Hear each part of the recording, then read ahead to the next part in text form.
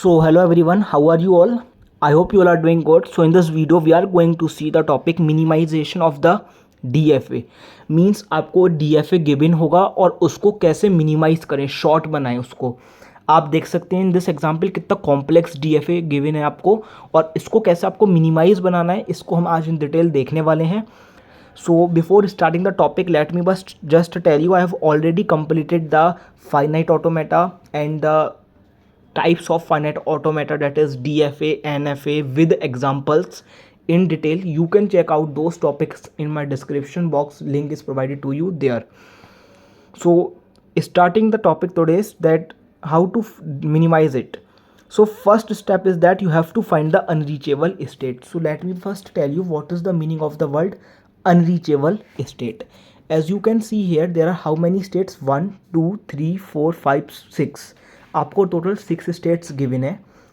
अब then you will see that if you are giving in if you are in Q0 state, Q0 state पे if you are there and you are giving an input 0, then you are reaching to Q1 state.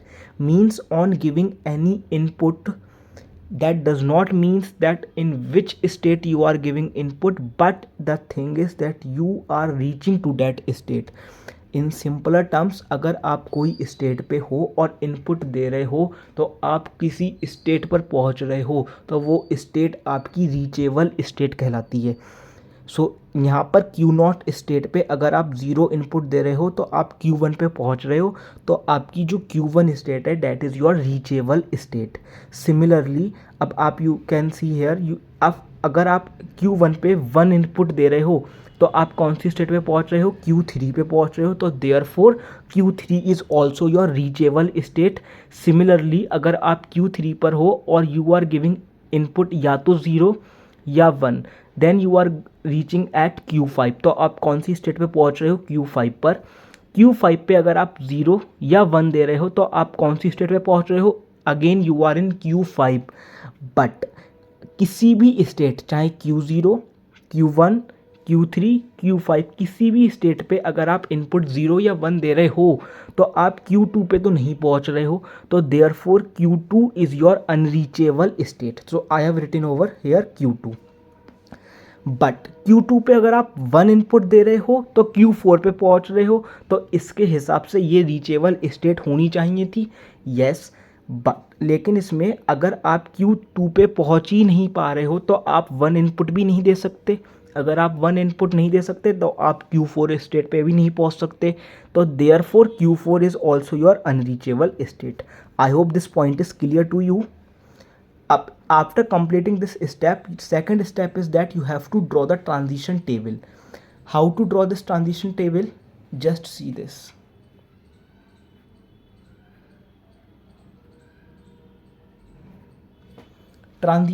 Second step is draw transition table for initial and final state separately.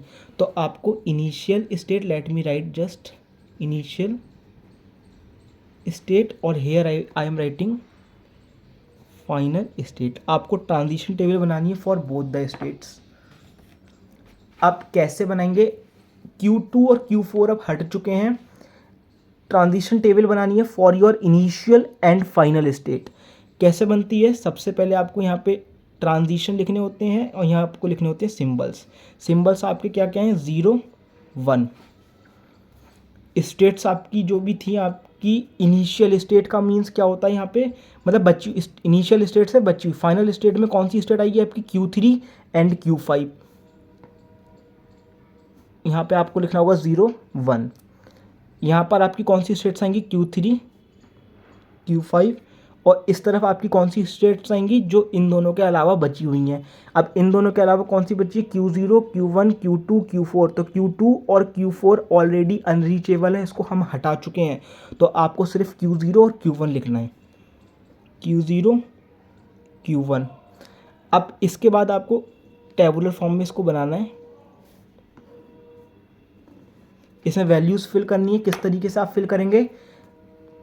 Q0 पे अगर इसका मतलब है Q0 पे 0 input देने पे आप कौन सी स्टेट पे पहुंचेंगे? As you can see Q0 पे 0 इनपुट देने पे आप पहुंचे हैं Q1 पे. So you will write over here Q1. Q0 पे वन इनपुट देने पे, Q0 पे वन इनपुट देने पे आप कौन सी स्टेट पे पहुंच रहे हैं, Q3 पे। इसी तरीके से आपको यहाँ पे Q1 पे ज़ीरो इनपुट, Q1 और ज़ीरो इनपुट कौन सी स्टेट पे पहुंच रहे हैं आप, Q0। इसी तरीके से आपको पूरी टेबल को फिल कर लेना है।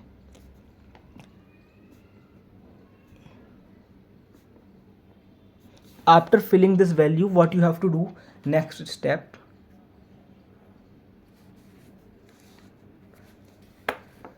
आपको नीचे से स्टार्ट करना है। ये देखना है कि क्या कोई दो जो आंसर आए हैं आपके वो सेम तो नहीं है।